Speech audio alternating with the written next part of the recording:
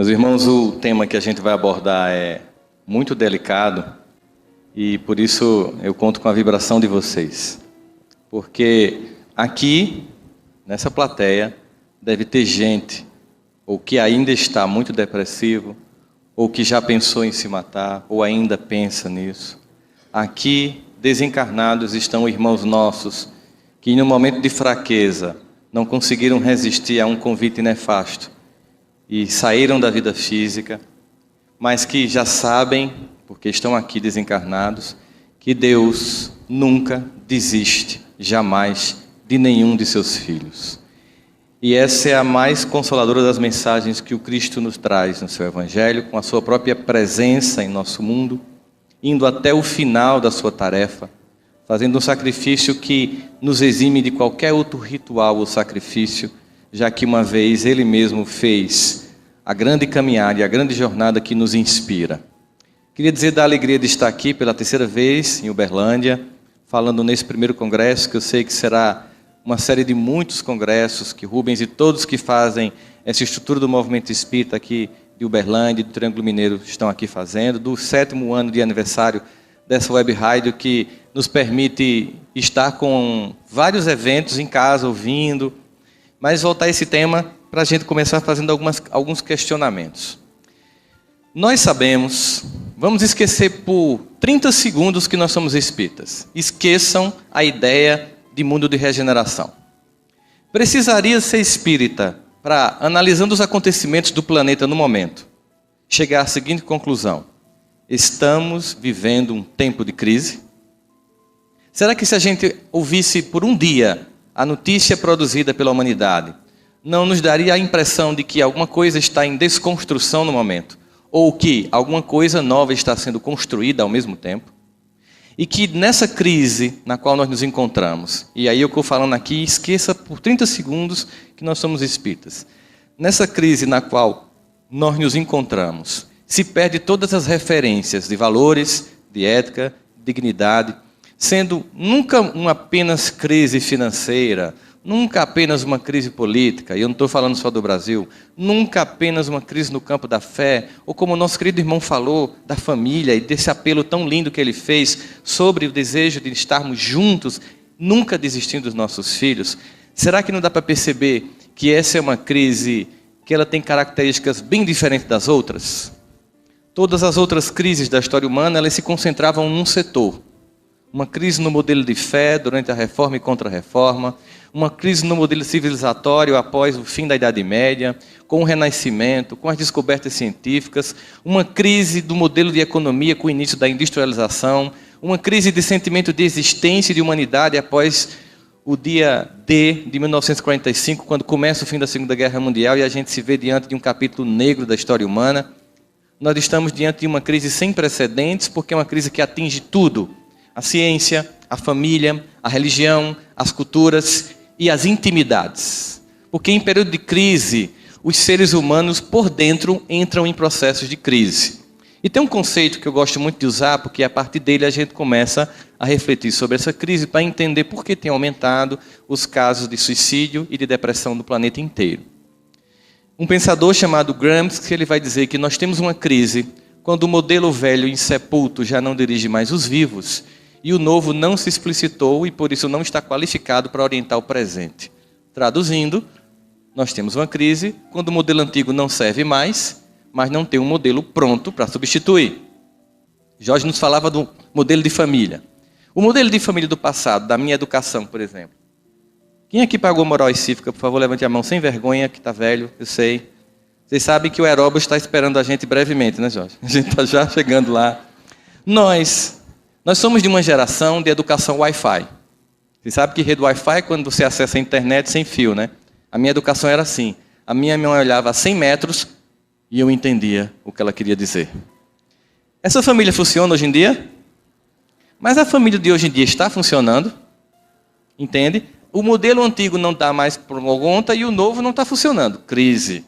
Nós temos isso na fé, nas ciências, na sociedade, na cultura. Vamos pegar um traço de deslinho cultural. Vou pegar só um ponto para vocês perceberem que em momento de crise, temporariamente se perde a escala de valores para a construção do novo. mas é temporário. Nenhum discurso caótico, nenhum discurso depressivo. Temporariamente, temos uma crise. Eu vou citar o que Kardec faz uma pergunta aos espíritos. Por que quando analisamos a história humana, nós temos uma impressão de que, ao menos do ponto de vista moral, ao invés de avançar, recuamos? Pergunta inteligente, como sempre, as que ele faz. Porque, materialmente, a gente avança.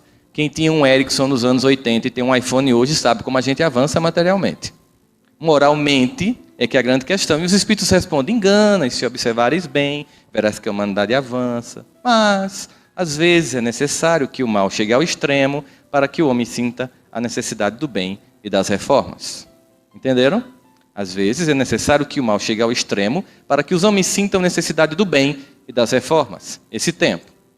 Chico Xavier disse que, conversando com Emmanuel, escutou dele que, nesse período de transição mais crítico, muitos irmãos nossos que estavam sem encarnar no planeta teriam uma oportunidade de voltar aqui, para fazer o que a gente chama de uma recuperação. Para ver se fica na escola terrestre, que vai mudar de patamar, vai virar uma certa universidade, e quem está no ensino médio ou passa no Enem, ou vai ter que ir para outra escola, continuando com o amor de Deus a assistir. E esses irmãos nossos, comprometidos em vários campos, especialmente da sexualidade, começam a reencarnar nos anos 60. Chico disse que uma vez estava em São Paulo, caminhando na avenida, quando finalmente ele viu pela primeira vez uma revista pornográfica. E ele fez: e chegaram. E era só o começo. Se ele estivesse aqui hoje, ele ia ver que eles estão... Parece aquela assim: está dominado, está tudo dominado. Esse temporário momento em que o mal dá sua última festinha de despedida. Porque o bem sempre impera, o dia sempre amanhece.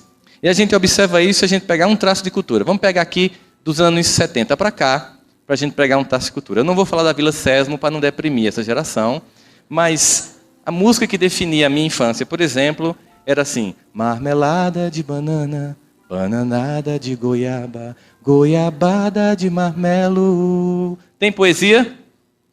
Tem letra? Tem melodia? Autor? Gilberto Gil. Depois veio a primeira paixão da minha vida, Simone. Ela não sabe que eu existo, mas eu fui apaixonado por ela. E a música que definia aquele início de programação infantil da minha já pré-adolescência era: depende de nós, quem já foi ou ainda é criança, que acredita ou tem esperança, quem faz tudo para um mundo melhor. Tem música, tem poesia. Tudo estava muito massa até que nos anos 80 para 90, no mercado fonográfico infantil no Brasil, entra um fenômeno, cuja música tema desse fenômeno é de uma hermeticidade poética quase que shakespeariana. Mas eu acredito que vocês de Uberlândia podem me ajudar a interpretar a profundidade poética dessa música que diz: Hilari, Hilari, Hilarie, oh, oh, oh. Tem poesia, tem melodia. Começa-se a geração das músicas em que não se diz nada. Oh, aê, aê, aê, oh. Tava até bom, porque depois disso começou a descer na boquinha da garrafa e nunca mais parou. Quando a gente pensa que eles vão superar a capacidade de serem pornográficos, colocar o papel da mulher de forma chula e defender a ideia da traição, da vulnerabilidade, da desconstrução familiar, eles conseguem ser mais baixos ainda. É um tempo de crises. E em tempo como esse, ficamos vulneráveis. Mas nem todas as pessoas são vulneráveis do mesmo jeito. A gente observa que o que de fato gera angústia não é o evento, mas a reação que eu tenho a esse evento. Na mesma família, por exemplo, se tem um pai que é alcoólatra, e tem 5 irmãos, que são filhos desse pai, uns se traumatizam, um reproduz vir alcoólatra, o outro vai morar fora para fugir dessa angústia familiar, mas cada um reage de uma forma. Então, quando a gente pensa em depressão e suicídio, a gente pensa o seguinte, em algumas perguntas que eu pretendo tentar fazer a gente refletir hoje. Por que uns são vulneráveis às dificuldades da vida e outros não são? E por que uns se deprimem e se matam e outros não? E como construir competências para superar as dificuldades da vida? E, finalmente, qual é a proposta espírita cristã para uma vida equilibrada? É mais ou menos sobre isso que a gente vai tentar falar hoje aqui, começando a tentar explicar como as ciências do comportamento humano tentam descrever a vulnerabilidade psicológica. Entenda o seguinte: a partir do advento da psicanálise, se começou a estudar a angústia humana, a dor humana. E a contribuição de Freud e todos que vieram depois dele foi fantástica, porque até então não havia nenhum tratamento adequado para os transtornos emocionais. E por causa do avanço dessas pesquisas e da medicação que começou a ser desenvolvida, parte significativa, em mais de 85% dos casos depressivos, com a medicação e tratamento adequado, o indivíduo sai do processo. Só que se concentrou tanto durante esse primeiro início da psicologia, da psicanálise, enfim, de todas as ciências do comportamento humano, naquela incapacidade, na incompetência, que se construiu muitas teorias para explicar as patologias, mas se esqueceu de construir teorias que explicavam as nossas competências. É muito fácil descrever quando alguém é incapaz, mas nunca ninguém conseguiu diagnosticar a competência humana. E hoje, essas ciências estão voltadas à chamada psicologia positiva para perceber o seguinte: por que uns são vulneráveis e outros não? Então, há competências que podem ou não ser desenvolvidas. A grande questão seria, a personalidade seria essa explicação para a gente de como se constrói um indivíduo capaz? Então, as primeiras questões da pesquisa foi, seria o QI, ou seja, a capacidade de inteligência da pessoa, que definiria ou não a vulnerabilidade dela? Pessoas mais inteligentes são menos vulneráveis? Não, muito pelo contrário, a gente vê que, às vezes, uma inteligência desprovida de valores de espiritualidade torna o indivíduo propensamente depressivo, porque como ele vê de forma crua a sociedade sem fantasias, ele dói, ele sofre. Ele vê o mundo cru e sofre com esse mundo, porque ele não tem uma busca e um sentido de esperança. Seria então o ambiente no qual esse indivíduo foi criado, a educação que ele recebeu ali, seria a cultura, por exemplo, os brasileiros seriam menos propensos à depressão que os suecos? Seria o gene, estaria na resposta genética de uma tendência familiar? Seria gênero, mulheres versus homens? Seriam orientações sexuais homoafetivas ou heterossexuais que definiriam mais ou menos competência para a superação das dificuldades da vida? Ou seria a condição social na qual eu vivo, uma família de classe média baixa, classe C, classe média alta, rica, enfim? Nenhuma dessas variáveis explica. Portanto, as pesquisas começaram a ser adiantadas até que chegou a um processo em que todas as teorias chegaram a uma conclusão comum.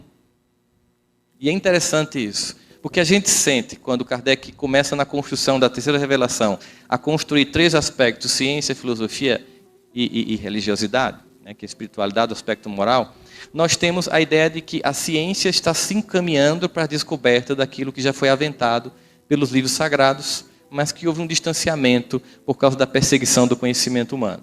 Mas todas essas ciências do comportamento chegaram à seguinte conclusão: todos os seres humanos já nascem com alguma coisa pronta, intrínseca. Alguma coisa já vem no equipamento da gente. Algo vem inato. E não é igual para todo mundo. Varia de ser humano para ser humano. Então eles começaram a pesquisar. Como é que a gente pode encontrar essa variação? De onde é que vem?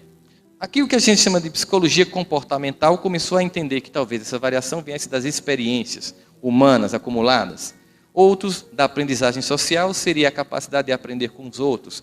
Os que trabalham com a psicanálise pensam na libido e nos impulsos inconscientes.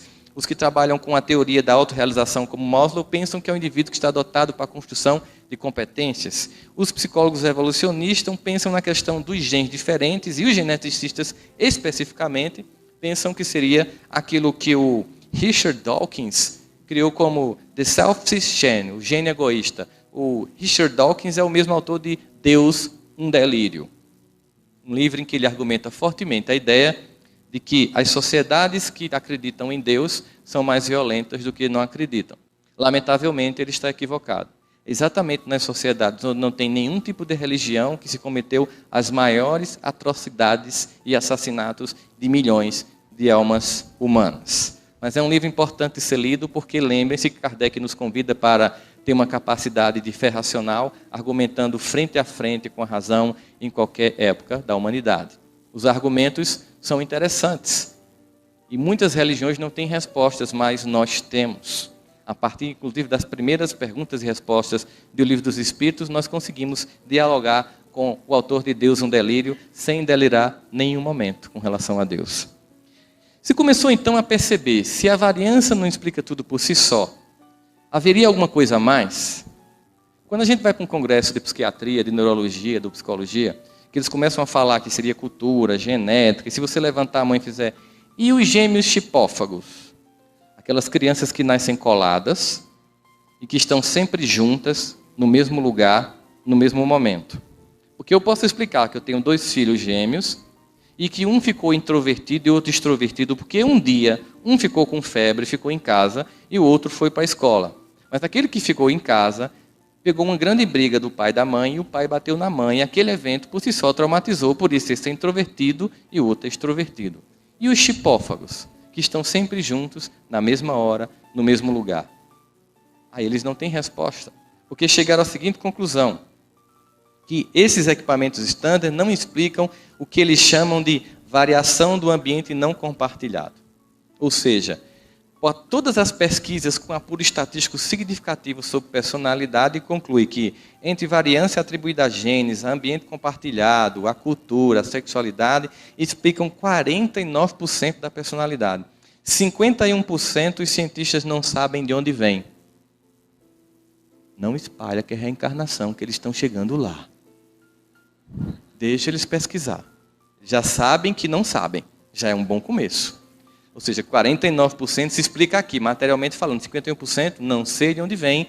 Eles começaram a dar nomes esquisitos. Eles pensaram, por exemplo, em dar um nome de aleatoriedade. É um nome que eles dão. Não, isso é uma coisa aleatória. Sabe quando você não consegue explicar o que o paciente tem, você diz que ele tem virose? Pronto, é virose. Né? Então é aleatoriedade. Não é uma resposta que a ciência se satisfaça. Dá para a gente ir um pouco mais profundamente. E aí a gente começa a perceber sobre a ideia biológica de ruídos, desenvolvimental também, que são alguns argumentos, até que a gente chega ao que hoje nós conhecemos como resiliência psicológica. Se eu vejo que meu copinho d'água está aqui, vai explicar claramente o conceito de resiliência. É um conceito da física que diz que resiliência é a capacidade que um material tem de voltar para o estádio anterior depois de sofrer uma pressão. Esse copo de plástico tem uma resiliência. Eu aperto, depois ele volta. Mas há um limite. Ele é resiliente até aqui. Imagine que seja um trauma infantil. Você está numa condição adversa, infantil, relacionamento difícil dos pais, provoca uma pressão psicológica e um certo trauma, mas depois de um tempo, se esse indivíduo é resiliente, uma vez que cessa aquilo, ele volta ao seu estado normal. Mas se a pressão for além do ponto de resiliência, esse copo volta ao estado normal? Nunca mais. Então, o que faria alguns indivíduos mais resilientes do que outros? Eu acabei de destruir o meu copo de água, mas tudo bem. O que faria um indivíduo mais resiliente do que outro? Então, se começou um conjunto de pesquisas. E se começou a dar alguns conceitos, por exemplo, habilidade de voltar rapidamente para o seu usual estado de saúde ou espírito depois de passar por doenças, dificuldades, o que a gente chamaria de resiliência de caráter. Um exemplo claro de resiliência de caráter é a biografia de Chico Xavier, que tem aquela infância extremamente difícil, aquela convivência com a madrasta extremamente difícil, passa por todos aqueles sufocos que vão entre a tragédia e a comédia, porque a vida dele vai entre a tragédia e a comédia, mas não só a dele, a de todos nós, e ao final de tanta dor, de tanta angústia, a resposta daquele homem é a transcendência, porque ele sai, exatamente como no mito, que você falou no final, belíssimo, em homenagem ao sagitariano que sou eu, você colocou lá o centauro. Brincadeira. A ideia de que, mesmo ferido, ele serviu. Esse convite tão belo que nos foi feito aqui no final. Mesmo ferido, ele serviu. A grande questão é essa. Vamos tentar descrever esse ambiente. Estamos aqui na Acrópole, em Uberlândia. Estamos num evento cristão. Concordam comigo? Bom, se a gente está num evento cristão e Jesus disse que veio para os que estão doentes, não para os que estão sãos, o que é essa sala? Uma sala de espera de emergência. Tem indivíduos mais doentes e menos doentes. Concordam comigo? Geralmente, aquelas pessoas que trabalham ativamente no movimento espírita são os mais doentes. Porque o paciente que passa mais tempo no hospital está na UTI. Concordam comigo? Então, aquele que vem como simpatizante, ele é um doente que não sabe ainda que está doente. Não é que ele esteja bom, ele não sabe ainda que está doente. Quando a gente vem, seja aqui na presbiteriana, na congregacional, na catedral, buscar o Cristo, a gente tem um primeiro movimento que precisa para se relacionar com este que é o nosso modelo de comportamento. É a humildade de reconhecer a nossa fragilidade.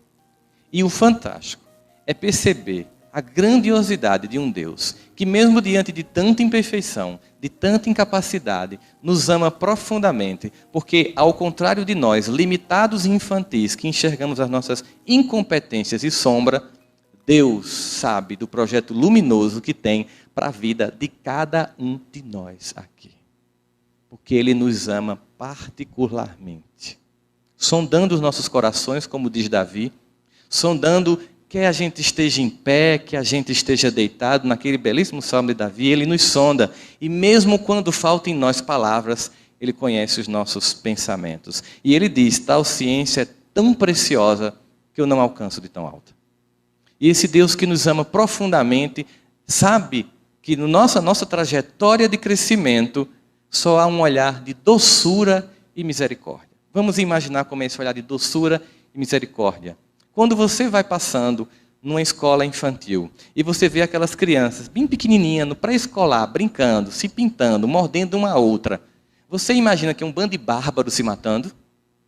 Ou você sorri pela infantilidade e percebe ali o germe de um ser humano que vai crescer? A gente consegue olhar até com doçura uma criança mordendo outra. É assim que Deus olha para a gente.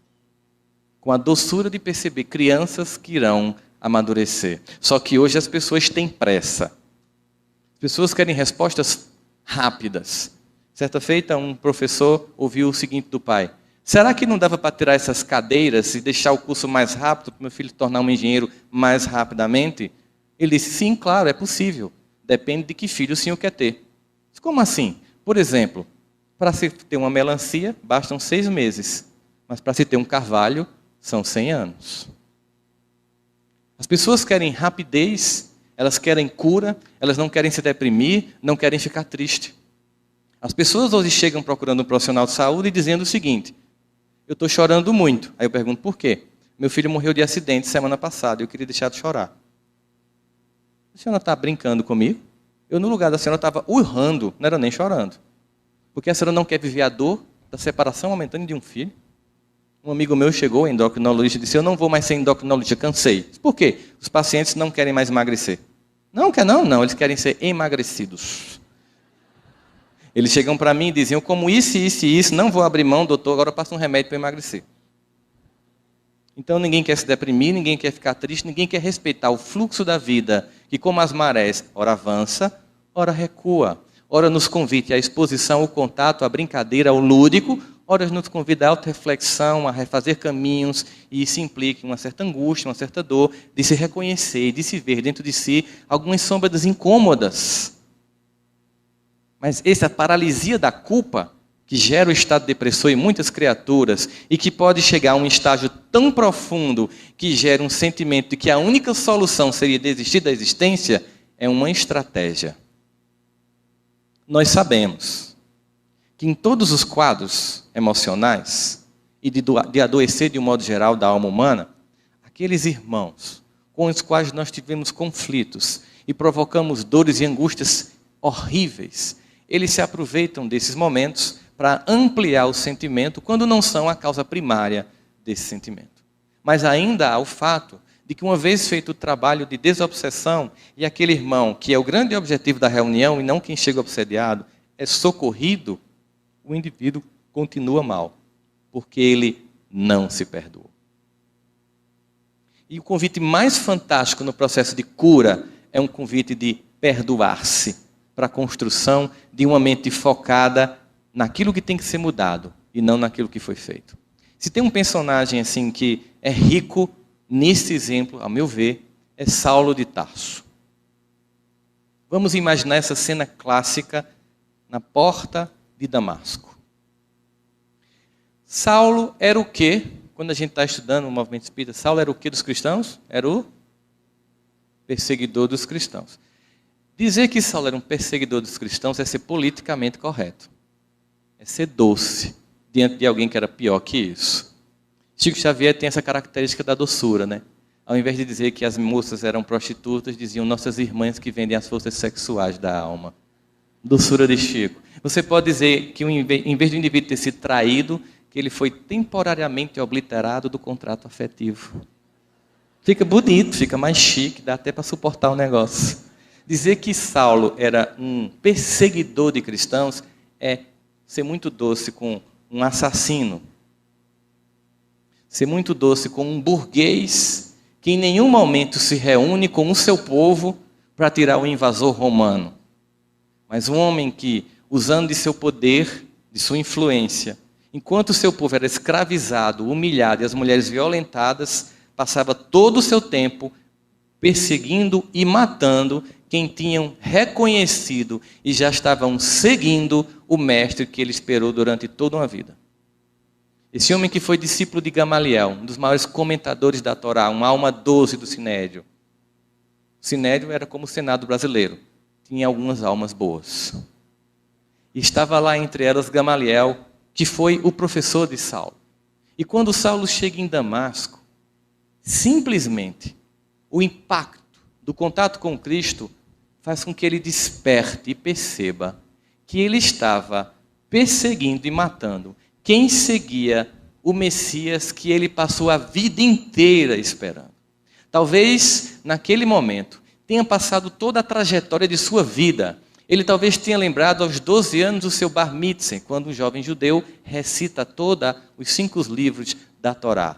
Ele tenha lembrado de Isaías, de Daniel, de todos os profetas que anunciavam que o Messias vinha. Talvez ele tenha entrado num choque momentâneo de dizer, eu não acredito que ele veio. Eu não reconheci e ainda perseguia quem o seguia. A pergunta é, quando Jesus chegou para Saulo, ele fez, primeiro sentimento da alma infantil, culpa. Eu não mereço sua presença, Jesus. Eu sou um ignorante. Eu passei toda a minha vida lhe esperando, e quando você veio, eu não lhe reconheci e matava os que já te seguiam. Ele fez isso? Vocês lembram se ele fazia esse comentário, se culpando? Ele podia fazer uma outra coisa também quando a gente não quer mudar. Ou se culpar, ou se justificar. Ele podia ter dito assim, pô Jesus, mas vamos combinar, tu me enganou, velho. Pô, velho. Porque assim, a gente estava esperando um Senhor dos Exércitos em toda honra e toda glória. Aí tu nasce numa manjedoura, perto de jumento, filho de um carpinteiro. Pô, hashtag me enganasse geral, velho. Podia ter dado um sinal mais claro. Podia ter feito um Face, colocado no Instagram. Cheguei, galera, estou aqui para salvar a humanidade e tal. Cadê você, meu irmão? Aí tu vem assim, devagarinho e tal. Ele se justificou? Ele se culpou? O que é que ele perguntou? O que queres que eu faça? Olha o que isso quer dizer. Se você está errando até aqui, simplesmente se culpar e se justificar é perda de tempo. Se você está errando até aqui, olhe para o alto e diga, Pai, o que queres que eu faça? Se está doendo, se está sofrendo, se está deprimido, se está angustiado, vai estudar Espiritismo. Não é por causa do que você fez na vida passada. Isso é desculpa. Não vá fazer regressão. Não gaste dinheiro. Não precisa. Se está sofrendo, se está doendo, não é pelo que fez, é pelo que continua fazendo. Porque um gesto de amor cobre a multidão dos pecados. Basta mudar o vetor da atitude que o mestre convida, entra na cidade. Jesus deu receita de bolo a Paulo. Disse assim, você vai fazer isso, o que queres que eu faça? Isso, não, ele não deu. Você sabe que é muito comum, as pessoas chegam no centro espírita, aí vai para o atendimento fraterno, aí conversa, conta a história, a angústia e tal. E aí a gente leva na mediúnica o nome, atendido, solicitação, os mentores sabem em detalhes o que está acontecendo, não conta nem para os médicos, porque não tem moralidade para entender e não julgar, e apenas aconselha que aquela família desenvolva mais a prática do Evangelho. Você recebe, dá uma palavra de conforto, oferece o Evangelho, solicita a esperança e diz, o que eles disseram? Que você tenha um pouco de paciência, mantenha sua fé em Deus, a prece e a prática do Evangelho. Sabe o que é que muita gente faz? Oxe, só? Decepção.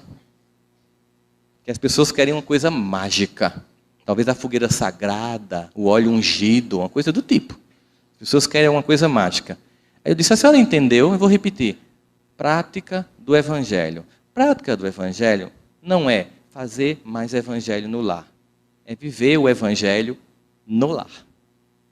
Jorge nos fez uma chamada muito importante sobre essa hipocrisia que existe na família.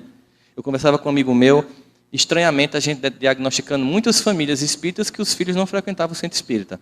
E eu disse, vamos conversar com esses jovens para ver o que está entendendo. Encontramos um buraco negro. Muitos diziam, meus pais são hipócritas. No centro, falam manso, assim que entra no carro, começa a detonar quem frequenta o centro. Tu viu a cara da cínica hoje? Aquela carinha de santa, boa noite, meu irmão, toma uma mensagem de Jesus. Aí a criança começa a ver que tem um discurso e uma prática que não estão incompatíveis. O indivíduo é todo solícito na instituição e todo distante em casa. Prática do evangelho não é fazer um dia a mais de evangelho. É vivenciar esse evangelho no ambiente mais difícil e onde tudo acontece, que é o lar. E nesse momento, a gente poderia se perguntar, Saulo pediu uma receita de bolo a Jesus? Vamos imaginar que ele resolvesse dar. Tá bom, já que você perguntou o que queres que tu faças, vamos lá. Primeiro eu queria que você mudasse de nome. Saulo é muito judeu. Eu queria um nome assim mais cosmopolita. Paulo, acho mais legal, é mais greco-romano. Eu tenho um projeto para você, eu vou abrir franquias do cristianismo. Você vai inaugurar essas franquias. Você vai lá em Coríntio, na comunidade de Romanos. Você inaugura a franquia, passa lá 1 ano, fazendo treinamento, qualidade total, gerenciamento com as pessoas. Mas aí você vai para abrir outra franquia, para ninguém perder a qualidade do trabalho, você fica enviando cartas, porque não tem o WhatsApp, para manter a doutrina sã, as pessoas orientadas, porque vai ter um pessoal meio perturbado, porque o pessoal é tudo doente, você vai atrair um monte de doente para essas igrejas que você vai fundar. Você vai viver do seu próprio trabalho, você vai perder essa sua pompa, essa sua circunstância, você vai ser abandonado pelos seus, você vai pedir comida onde chegar, vai viver da caridade alheia, você vai ser apedrejado, você vai fazer viagens com angústia, com sofrimento, você vai passar 3 anos no deserto só para baixar a crista, para que Cristo haja em você. Humildade. Depois você vai ser preso, e numa segunda prisão você vai estar em Roma.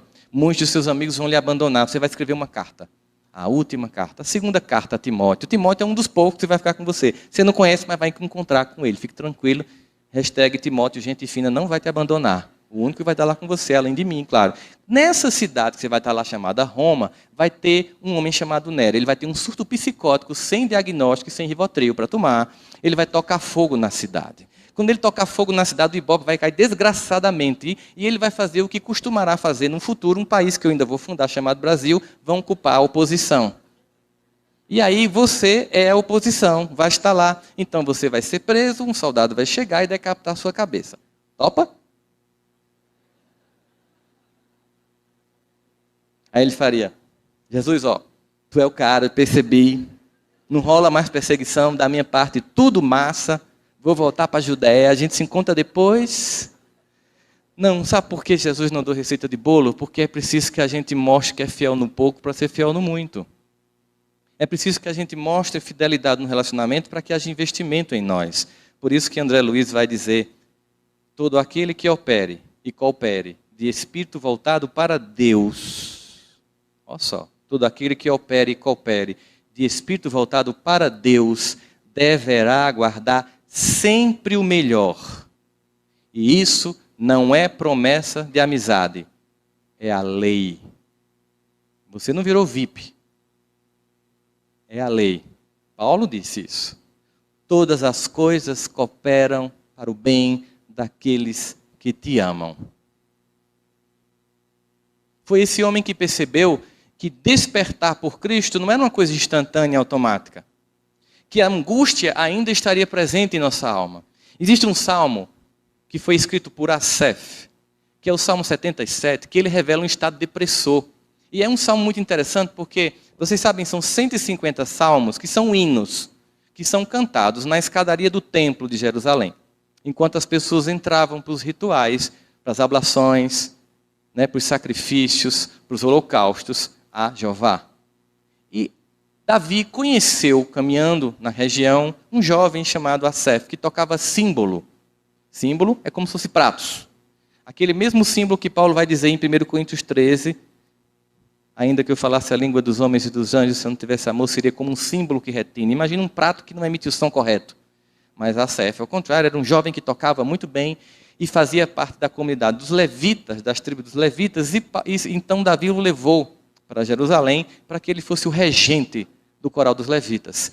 E dos 150 salmos, 105 são de Davi, 14 da família do Asaf, 7 deles. E o 73 e o 77 é interessante porque ele revela um estado depressor em que ele diz: minha alma geme, não quero me consolar, me angustio e não consigo dormir, e não tem Rivotril para mim. Asaf está angustiado. E por que ele está angustiado? Porque ele está comparando a vida dele com a dos outros. Ele diz assim: por que é que os ímpios prosperam e o teu seguidor não? Sabe quando você tem assim, um vizinho ruim, corrupto, troca de carro, muda de casa, e você fala: meu Deus, eu não consigo nem comprar nenhum Fusca. Que coisa estranha, eu sou uma pessoa tão boa, tão decente, isso aqui prosperando, dá uma raiva. Porque a gente está fazendo o que ele estava fazendo no início do Salmo, medindo felicidade pelo olhar da matéria, sentindo-se inferiorizado por se comparar com os outros no plano da matéria, esquecendo que o objetivo e o projeto de Deus é muito maior, é um projeto de transcendência à eternidade. Por isso que os judeus esperavam um Senhor dos Exércitos que libertaria a Judeia de Roma, e veio um Cristo para libertar-nos do jugo de todo o mal da humanidade por toda a eternidade. Naquele momento, Asaf vai dizer isso. De repente, no meio do Salmo, no versículo 10, ele diz: não, acordei, mudou-se a destra de Deus sobre a minha cabeça. Na verdade, ele que mudou o pensamento e entendeu: Deus é pura e imensa misericórdia. Isso mostra, tanto nesse Salmo 77, que está já, digamos, convertido ao Evangelho do Cristo, que não significa mudar de religião, mas mudar de atitude. Não implica dizer que imediatamente a paz visita nossos corações. Começa o diagnóstico da doença e agora a profilaxia para a cura. Por isso que Paulo vai diagnosticar, numa carta que ele manda aos Romanos 7:22, quando ele diz: quando eu quero fazer o bem, o mal está comigo, porque segundo o meu entendimento eu tenho prazer na lei de Deus, mas nos meus membros opera uma outra lei que me deixa debaixo da lei do pecado. Ou seja, pô, já sei o que é certo. Eu fui para o congresso, eu fiz o ESD, eu faço sopão, campanha do quilo. Aí eu chego lá no trabalho e sou ruim igual aos outros, que coisa triste. Eu sei o que é o bom e ainda faço o que é o mal, ambivalência psicológica. Aí você entra na crise. A crise pode gerar um estado depressivo se você entrar na culpa. Mas se você entrar no que Joana de Ângeles nos propõe, troque culpa por responsabilidade, que foi o que Paulo fez. Tá bom, eu vinha fazendo tudo errado até aqui. A partir daqui, o que é que eu faço para acertar? O que queres que eu faça? Eu não vou perder tempo com o que foi. Vou perder tempo, não. Eu vou ganhar com o que vem. Eu não vou ficar mais punindo pelo que eu não sabia. Porque ele vai dizer isso nesta carta. Talvez um diagnóstico sobre sua própria condição. Quando na primeira carta, Coríntios 13, ainda que eu falasse a língua dos homens e dos anjos, que muita gente acha que é de Renato Russo, desculpa, não é dele, é de Paulo. No finalzinho ele vai dizer assim: quando eu era criança, eu agia como criança, me comportava como criança. Mas agora que eu sou adulto, nada disso mais me convém. Traduzindo, tecla SAP. Antes de conhecer o Evangelho Redentor do Messias, do Cristo, a nossa mais alta esperança, eu agia como um ignorante. Eu vivia como um ignorante. Eu me pautava pelos valores de um mundo doente, que o próprio Cristo já dizia, jaz no maligno. Mas agora que eu conheço, nada disso mais me é permitido. Nada disso mais me convém, aliás. Porque ele vai até dizer: tudo até pode ser permitido, mas nem tudo me convém. É a seleção do que entra em mim, do que eu vivencio, que vai definir se eu sou um candidato ou não à depressão e à tentativa de suicídio. É quando eu seleciono que valor pauta a minha vida. Vocês terem uma ideia, nós estamos nesse ambiente. E as pesquisas na neurofisiologia dizem que aqui nós estamos captando 40 bilhões de bytes de informação. Mas só vamos reter 2.000 bytes de informação. Até o cantinho dessa sala, que tem alguma coisa, uma rachadura, o nosso cérebro está captando, mas ele tem que selecionar o que vai arquivar. Assim também é a alma humana. Numa sociedade como a nossa, em crise, em que se tem uma tendência muito grande de preponderamento, digamos assim, da execução ou da divulgação do mal, a sensação de depressão é terrível. Sobretudo levando em consideração nossa dificuldade. Aqui, quando a gente encarna, a gente incorpora nesse avatar, que a gente tem que devolver. Não sei se vocês sabem disso, lamento informar, tem um prazozinho de validade, que vai vencendo, a gente devolve o avatar. Esse avatar, chamado corpo físico, ele tem um cérebro que interpreta o mundo material para o mundo mental e espiritual. Mas ele é muito passível de enganar. Muito passível de enganar. Nosso cérebro não diferencia ficção de realidade. E eu não sei se vocês ouviram hoje de manhã, no café da manhã, alguém que estava vindo para cá, o evento que aconteceu numa cidade aqui próxima de Goiânia, de Uberlândia. Uma mãe que tinha acabado de ter um bebê, mais ou menos 17 anos, com muita angústia, porque com essa história do Zika vírus, a angústia muito grande das mães, com bebês ou grávidos hoje em dia, morando numa casa dessas que não tem forro, é telha, e o marido vigilante noturno, ela exausta, depois de passar 2 dias acordada com um neném que estava com febre, dormiu na sala. De repente ela acordou num susto, porque um barulho na casa aconteceu, e ela percebeu e lembrou que tinha deixado o bebê sozinho no quarto. E ela relata que quando passou pela cozinha, já viu a porta aberta. E quando ela chegou no quarto... De novo, né, Rubens? Teve medo de novo, Rubens? Eu fiz isso para quê? Tem um propósito, gente. Primeiro, para beber minha aguinha, que eu quebrei meu copo. Mas, sobretudo, para provar a tese. A mente não diferencia ficção da realidade. Percebeu? Fiquem tranquilos, essa criança nem existe, eu acabei de inventar isso. Está tudo bem nessa família ficcional, mas vocês entraram no clima, imaginaram a casa. Vê como é fácil enganar a mente humana. Vê como é fácil chegar para você e dizer assim: ninguém te ama. Você não merece ser feliz. Você é burro, você é feio, você é incompetente, você é incapaz, você não presta. Se mata logo. Desiste. Para com essa dor de ser tão incompetente. A gente termina escutando.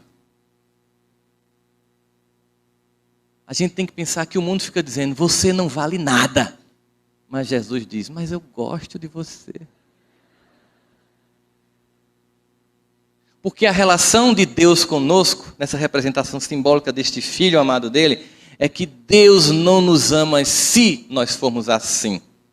Deus não nos ama se nós passarmos num bom curso no Enem, se nós darmos orgulho à família.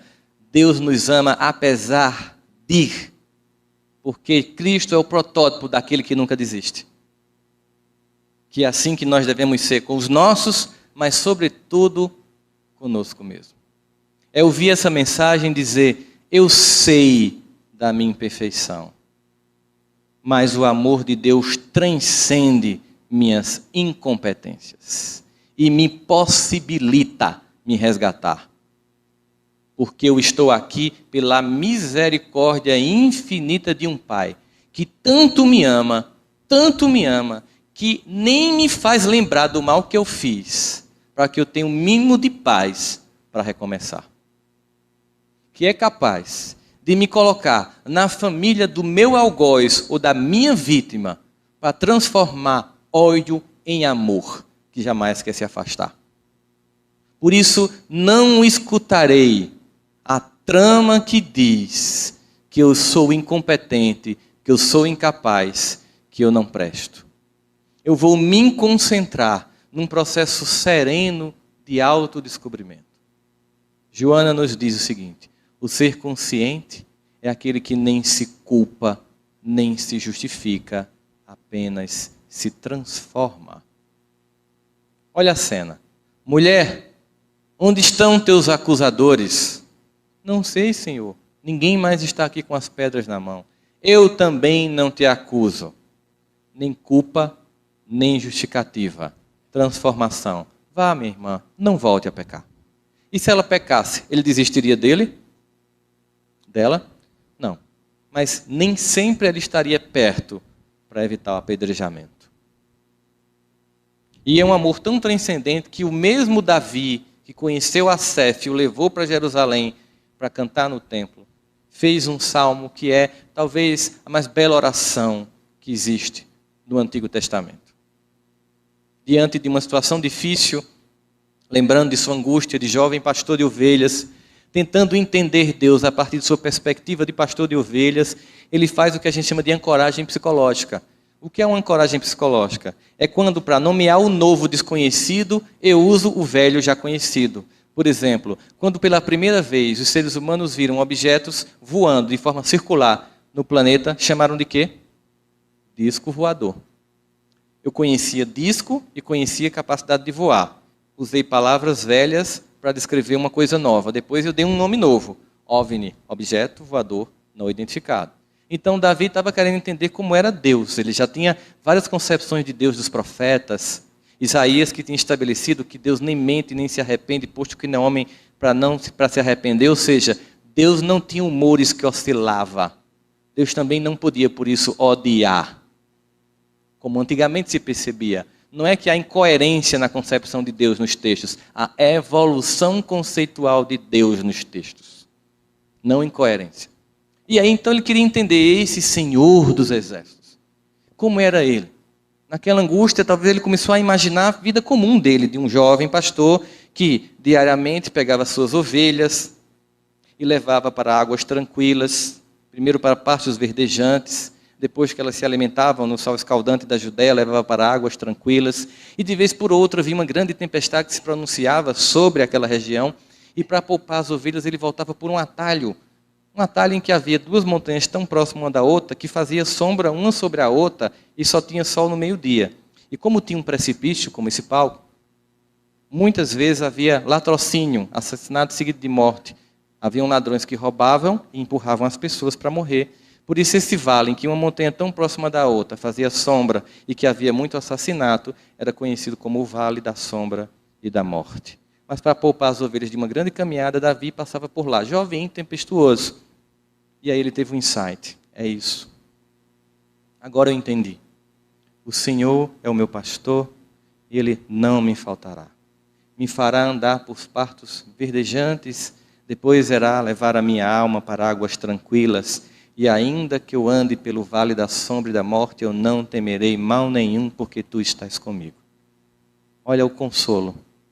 Olha um pai que não desiste.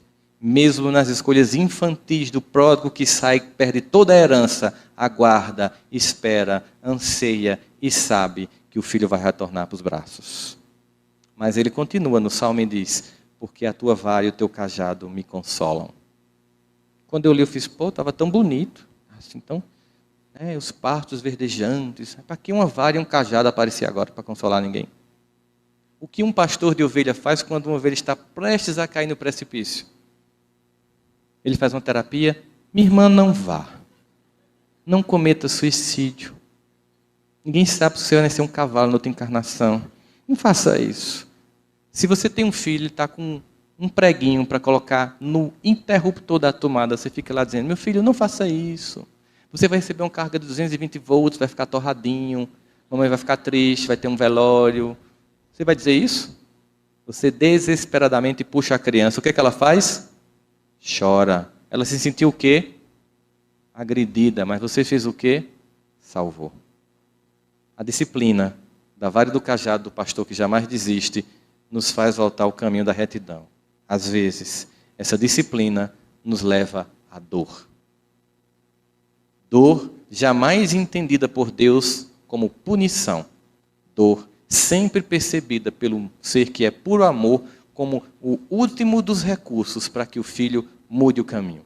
Essa dor tanto pode ser física, como uma doença orgânica, como pode ser interna, uma doença emocional. Essa dor está a nos anunciar a necessidade de mudança de roteiro. Está a nos convidar para mudar a forma como nós estamos gerenciando a vida. Nesse momento, nesse projeto que a gente percebe, existe um grande caminhar que nos convida a estágios de adoecer para acordar a consciência. O que é indicado nestes casos? É que a gente perceba o que nos provoca angústia. E o que foi interessante notar nas pesquisas sobre comportamento humano foi descobrir um padrão. A angústia humana sempre tem uma base, a comparação. Sempre que eu estou mal, eu estou me comparando com alguém. Sempre que eu estou angustiado, eu estou me comparando com alguma situação. Isso implica dizer que eu deixei de focar a minha própria vida para focar a vida do outro. E isso é angustiante, porque existem milhares de pessoas melhores do que a gente em tudo, mais bonitas, mais inteligentes, mais evoluídas, mais ricas. E nós temos uma infantil capacidade de apenas analisar quem está por cima. Eu tinha uma paciente que tinha uma depressão profunda, e uma vez ela chegou para mim no consultório, e ela tinha assim um monte de gente que ela detestava. Porque às vezes a depressão é tão profunda que você fica tão amargo que ninguém quer estar perto de você. Você é a pessoa mais carente, tudo que você quer é companhia, mas a sua forma amarga de ver e vivenciar o mundo é tão grande que você afasta todos de você. E ela tinha um monte de pessoas que ela não gostava. Ela fazia o curso de medicina e uma vez chegou para mim e disse: acredita, estou com ódio daquela nojenta. Aí sentou. Aí eu fiquei, qual será? Ela tinha uma lista enorme de nojentas. Eu fiz, é alguém que eu conheço? Não, essa é nova. Aí eu fiz, e tua lista aumenta. Ela fez, você não sabe o que é que ela me fez? Eu digo, então me diga, você acredita que essa nojenta, toda vez que vai apresentar um seminário, tira 10? Só para me provocar? Eu já tinha percebido algumas características do seu comportamento. Isso que eu vou fazer agora chama-se terapia de choque. Eu já tinha percebido alguns comportamentos seus, mas esse particularmente eu não conhecia. Qual? Você é burra. Ele olhou assim para mim, como assim? E como você não é aqui do Nordeste, a gente tem um jargão para especificar esse tipo de burrice sua. É burra com força, com vontade de ser burra. Um desejo íntimo de ser burra, de ser incapaz, de ser incompetente. Ela fez, cara, eu estou te pagando, sabia? Eu disse, para dizer a verdade. Um amigo seu jamais lhe chamaria de burra com força. Você não vai me bater, ainda vai pagar a sessão. Terapia é isso. Eu estou lhe dizendo que você é burra com força. Por que você está dizendo que é burra? Porque quando a gente vê alguém brilhar, a gente se inspira. A gente aprende. E não lamenta a luz do outro. Acende a própria luz. Quando a gente vê alguém brilhar, a gente pensa, a luz que brilha nele vai brilhar em mim, porque sou filho do mesmo Pai. Quando você vê alguém brilhar, você comemora, porque aquela pessoa começou a conseguir algo que você brevemente vai conseguir. Porque você começa a perceber como Deus age no coração que se permite passar pelo seu amor. Aprenda. 6 meses depois, elas defendiam um seminário juntas, se tornaram melhores amigas. Ela diminuiu a lista de inimigas. Porque se tivesse beijinho no ombro na época dela, ela cantava lá no consultório. Né? A ideia de concorrência, de olhar para o outro como um rival, de olhar para o irmão do lado como alguém que eu tenho que passar por cima no trabalho, isso gera angústia. De olhar o meu cunhado como alguém que eu tenho que ganhar mais do que ele, isso gera angústia. De olhar para a minha sogra como alguém que eu quero que pegue logo o aeróbus, isso provoca angústia. Nós estamos aqui para conviver com as pessoas nesse desafio constante e conviver com a pessoa mais difícil. Porque quando eu estou com raiva de alguém, eu posso dar um tempo. Pego o carro e dou uma volta, vou tomar um sorvete. Respiro, reconfiguro e volto. Porque isso é família. Família é aquele lugar que tem hora que você não sabe como suporta estar lá. Mas, sobretudo, que você não sabe como pode viver sem estar lá. Em que a gente oscila no mundo que vai entre essa angústia que Paulo detecta, da ambivalência psicológica. Por isso, quando a gente começa a diagnosticar esses sentimentos que nos faz sentir inferior, a gente pensa, eu preciso ser resgatado. Eu preciso acreditar em mim. Eu preciso olhar para mim com misericórdia e condescendência. Eu preciso desse olhar condescendente para comigo mesmo. E eu lembro que tinha uma música que eu costumava cantar muito, né? Esse livro, o primeiro que eu lancei pela FEEGO, o Auto Perdão, ele é um livro que eu trato muito de uma história que foi o perdão do meu pai, que era uma coisa que me deixava muito infeliz. Aquela clássica história de um pai alcoólatra que deixou uma família passando necessidade e fome. Eu era daquela geração que só tomava refrigerante no final do ano quando estava muito doente. Aquela geração que não comprava roupa, porque vocês sabem, Pobre não troca de roupa, é a roupa que troca de pobre. Você vai recebendo de alguém, de alguém, de alguém, de alguém. Enquanto aquilo não vira um mulambo, alguém está usando aquela peste, aquela camisa desbotada que você costura. Uma vez eu recebi uma calça que não tinha zíper, minha mãe costurou, eu fui para um aniversário, bebi refrigerante, não pude ir para o banheiro porque simplesmente não tinha como abrir a calça. E toda vez que isso acontecia, eu dizia, por causa do meu pai. Quando eu fui casar com minha esposa, depois de eu tê-la convencido, muito moído, ela disse, eu só caso com você se você perdoar seu pai. Porque eu não quero casar com um homem que vai ser pai e que não perdoou um pai que tem. E eu comecei a fazer um resgate. Perdoar meu pai significava perdoar alguém que eu sempre acusei, sempre tive lá como um bode expiatório para culpar quando tudo dava errado. Tão conveniente, né? Eu já faço 30 anos de idade, culpa do meu pai. É tão conveniente esse discurso da vítima. E tinha uma música que eu adorava, que é uma poesia bonita, mas é a música da vítima. Veja só.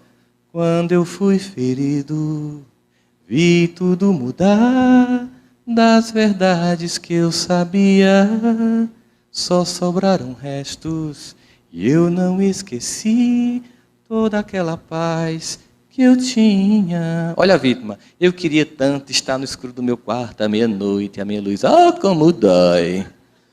A vítima, alguém que não se responsabiliza sobre a própria vida e age. Alguém que encontra culpados para se sentir triste, mas não se responsabilizar e não agir. Alguém que não perdoa, não porque não pode, mas porque não quer, porque quer continuar na condição de coitadinho. Enquanto a gente está assim, nada acontece. Porque Jesus pergunta, queres que eu te cure? Tem que haver uma disposição íntima nossa. Uma vontade pessoal de curar. Uma vontade de se sentir capaz de ser amado por Deus. Olha o amor de Deus como é infinito. Você pensa em Osama Bin Laden. E imagina assim, que Deus ama ele profundamente e não vai desistir dele. Que um dia, das dores do processo de autoexpurgamento no qual ele se encontra, ele será resgatado. Que um dia ele despertará a consciência. Que um dia ele desenvolverá a competência, desenvolver a cura de uma doença para salvar tantas vidas quanto ele matou. E assim uma misericórdia infinita que se revela a cada momento de um Deus que jamais desiste. Nós precisamos ter paciência com a nossa própria existência. Precisamos ter foco com a nossa própria vida para perceber que esse amor é mais transcendente do que a gente pode imaginar. Eu lembro dos muitos momentos na minha vida em que eu pensei em desistir.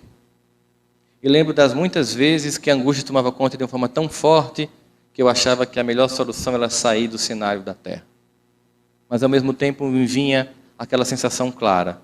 Eu não posso desperdiçar a oportunidade que eu recebi. Quando eu comecei a equacionar algumas situações de perdão na minha vida, ao perdoar meu pai, finalmente eu percebi que eu nem direito de perdoá-lo tinha. Porque eu não tinha direito sequer de odiá-lo. Porque pelo fato de eu estar aqui, não importa tendo sido ele ou não competente na tarefa que ele tinha que ter cumprido, só o fato de eu estar aqui, pela vontade dele e da minha mãe, já gera uma dívida impagável. O que me só cabe ser reverenciar a eles. Sou eu aqui o resultado de um homem e de uma mulher, filhos de mais 2 homens e 2 mulheres, meus avós, nessa constelação que permite voltar à Terra para fazer algo diferente. Permite voltar à Terra para receber um novo convite. Permite voltar à Terra para ser um trabalhador da última hora, como todos nós somos. No momento de crise, de angústia, de desespero, em que almas inteiras perdem as vidas pela desesperança. E lembrar, nunca estamos sós.